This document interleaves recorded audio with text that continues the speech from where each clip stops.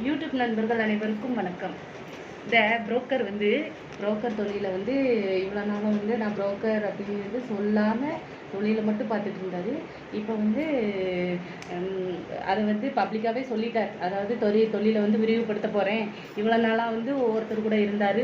அங்கே இவ்வளோ நாள் தொழில் பார்த்தாரு. அது வேலைக்காகலன்னு சொல்லி இப்போ ஏன்னா இப்போ மார்க்கெட்டிங்கில் இருக்கிறது அந்த கிளவி தானே. அதனால் இப்போ கிளவி கூட சேர்ந்து தொழில் பார்க்க போகிறாராம்.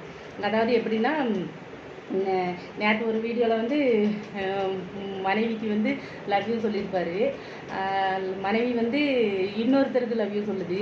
அதையும் கேட்டு இந்த புரோக்கர் நீ யாருக்கு வேணாலும் லவ் யூ சொல்லிக்க, நீ யார் கூட வேணாலும் பேசிக்க, யார் கூட வேணாலும் இருந்துக்க, ஆனால் எனக்கு 1 லட்ச ரூபா பணம் வாங்கிட்டா, யார்ட்டையாவது பேசி வாங்கிட்டா அப்படின்ட்டு நீ எந்த தொழில், அதாவது தொழில் புரோக்கருங்கிறத நிரூபிக்கிறாரு.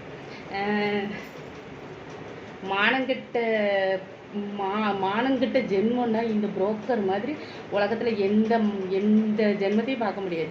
அது எப்படி பொண்டாட்டி நேற்று ஒருத்தனுக்கு லவ் யூ சொல்கிறா, ஒரு மானம் உள்ளவனா அது தூக்கு போட்டு தொங்கியிருப்பான். நீ இன்னைக்கு என்ன சொல்கிற, உட்காந்துட்டு என் மனைவி கூட உட்காந்து நாங்கள் தொழில் பண்ண போகிறோம்.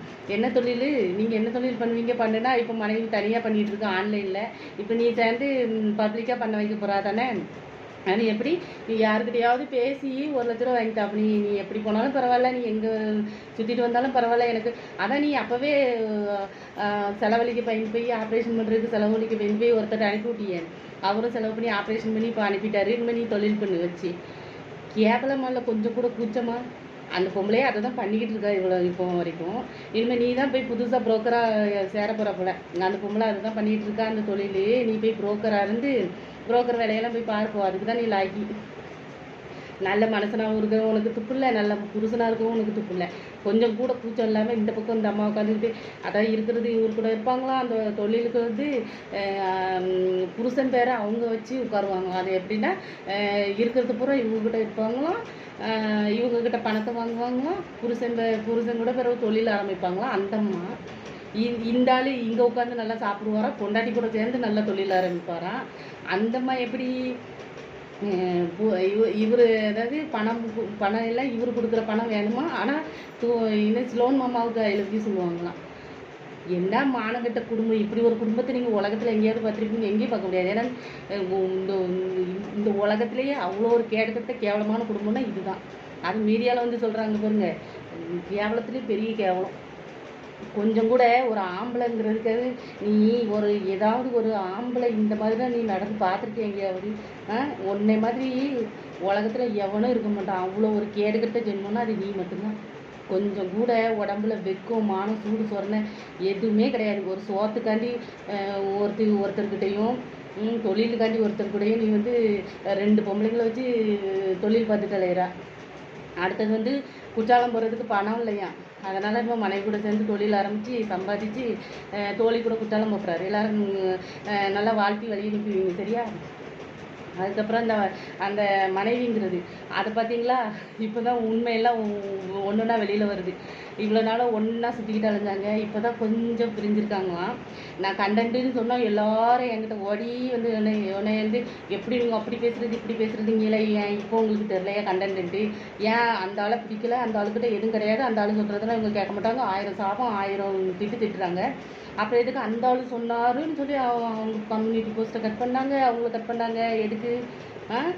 எப்படி இதெல்லாம் உங்களுக்கு புரியலையா? அதாவது கொஞ்சமாவது அறிவு இருக்கிறவங்களுக்கு அதெல்லாம் புரியும் சரியா. ஏன்னா இப்போ அந்த ஆள் இன்னொருத்தர் கூட இருக்காருன்னா இந்த அம்மா எதிரியாக தானே எதிரியாக தானே பேசுது. பேசுகிற வரைக்கும் என்ன பேசுது, அந்த ஆள் எனக்கு புருஷனே கிடையாது, எனக்கு ஒன்றும் கிடையாது, நான் இந்த மாமா கூட போகிறேன் அப்படி சொல்லுது. அந்த மாமா கூட போகிறவங்களுக்கு எதுக்கு இவரு சொல்கிறது கேட்குது? இந்த மாமா எதுக்கு பணம் கொடுக்கணும் பிறகு இந்த புருஷன்? அப்போ இது கண்டென்ட்டுன்னு சொல்லுன்னா யாரும் கேட்க மாட்டீங்க, அப்படி தானே? நீங்கள் இன்னமும் அது இன்னமும் தெரிஞ்சால் கூட அது நீங்கள் நம்ப மாட்டீங்க. அவ்வளோ பேர் அவ்வளோ இது பேசுனீங்க. இப்போ தெரியுதா, அந்த கூட இருக்கிறதே சொல்லுதா, குடும்பமே சேர்ந்து கள்ளக்காதல் பண்ண குடும்பம்ன்ட்டு என்ன கூடவே சுற்றுன்னு தெரிஞ்சிச்சா. ஏன்னா இந்த அம்மா அங்கே உட்காந்து எல்லாமே சொல்லியிருக்காங்க அவங்கக்கிட்ட, இது இப்படி எல்லாம் சொல்லியிருக்காங்க. அதனால் இப்போ அந்த அம்மா அதை வச்சுக்கிட்டு குடும்பமே கள்ளக்காதல் குடும்பம்னு சொல்லுது.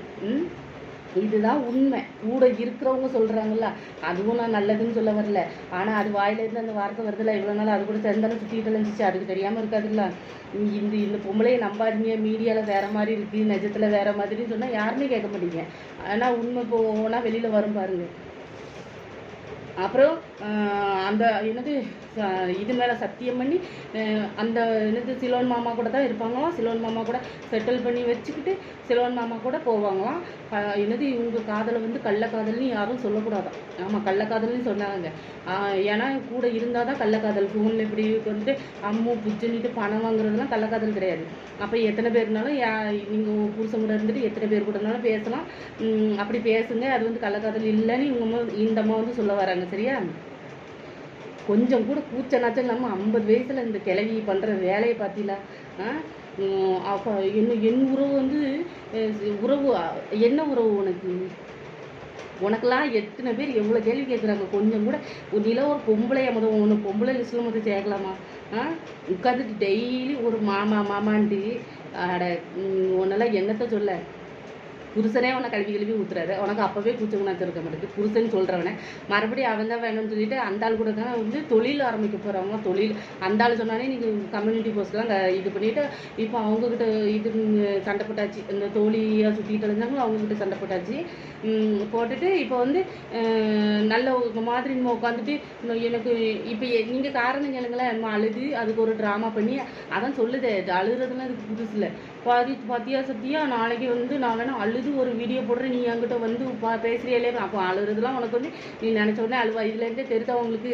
அழுக வந்து இவங்களுக்கு தெரிஞ்சு இவங்க சொல்லி அதாவது அழுகிறதுக்கு முன்னாடியே நான் அழுது வீடியோ போட்டுவேன்னு சொல்லிட்டு தான் வருதா? இது எவ்வளோ பெரிய ஃப்ராடுன்னு தெரியுதா? இப்போ அழுத உடனே எல்லாரும் ஓடி வந்துடுறீங்களா? ஐயோ பாவம் அழுறாதீங்க அழாதீங்கன்னு ஓடி வராங்களா? இதான் உண்மை. அதாவது எந்தெந்த நேரத்துக்கு எப்படியோ அதை அந்த அழுகையை வந்து ஆயுதமாக பயன்படுத்தி இப்போ வந்து ஒரு ஏதாவது ஒரு ஒன்று நடந்துச்சு, எல்லாரும் இவங்களுக்கு திருப்பி கேள்வி கேட்காங்கன்னா உடனே அதை வந்து அழுது நாடகம் போட்டு மக்களை வந்து நம்ப வைக்கிறது. இதுக்கு தான் அந்த அழுகை. இப்போ தெரிஞ்சிச்சா? அது வந்து புரியுறவங்களுக்கு புரியும். நீங்கள் என்னத்தை சொன்னாலும் நீங்கள் புரிஞ்சுக்க போகிறது கிடையாது. சப்போர்ட் பண்ணுறவங்களும் சொல்கிறேன். ஒருத்தர் வந்து சப்போர்ட் பண்ணுங்கள். அதுக்காண்டி ஒரு ரேடியோ கண்மூடித்தனமாக பெய் இதுங்க நீங்கள். சரியா?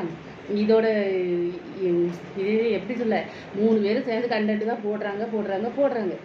அது வந்து உங்களுக்கு புரிகிற அன்னைக்கு நீங்கள் பணத்தெல்லாம் இழந்து நிற்பீங்க. அப்போ வந்து நீங்கள் ஐயோனாலும் வராது, அம்மானாலும் வராது. இப்போ வந்து அந்த ஆளை இருக்கிற மாதிரி நடிக்கிறவங்க எதுக்கு? அந்த ஆள் சொல்கிறது எதுக்கு கேட்கணும் சொல்லுங்கள்? அப்போ பேசி வச்சு எப்படி பேசுகிறாங்க? இப்போ சண்டையா அவங்களும் பேசிக்கிற மாட்டாங்களாம். எனக்கும் அந்த ஆளுக்கும் எந்த தொடர்பும் இல்லையா? அப்போ எப்படி வந்து இதெல்லாம் பேசுகிறாங்க? எப்படி எதில் பேசுகிறாங்க சொல்லுங்கள்? மீடியாவில் பேசுகிறாங்களா? மீடியாவில் தெரிஞ்சு பேசுகிற மாதிரி தெரியலையே. ஃபோனில் தானே பேசிக்கிறாங்க. அப்போ கான்டாக்டில் தானே இருக்காங்க. அப்போ கண்டென்ட்னு சொன்னால் ஏன் நீங்கள் நம்ப மாட்டேங்கிங்க? சண்டைன்னா ஒருத்தருக்கு ஒருத்தர் இப்போ தான் ஃபோனில் வந்து பேசிட்டு தான் இவங்க மீடியாவில் வந்து திட்டுறாங்களா? அது எப்படி அவ்வளோ பேசிட்டு மறுபடியும் எப்படி ஒருத்தர் முடிஞ்சு பார்க்க முடியும்? இதெல்லாம் யோசனால நீங்கள் வந்து இதெல்லாம் கண்டென்ட்னு உங்களுக்கே தெரியும். அந்த புரோக்கர் வந்து தொழில் தொடங்க போகிறாராமா பொண்டாட்டியை வச்சு. அதனால எல்லாரும் வாழ்த்தி நல்லா தொழிலை ஆரம்பிச்சு விடுங்க. சரியா?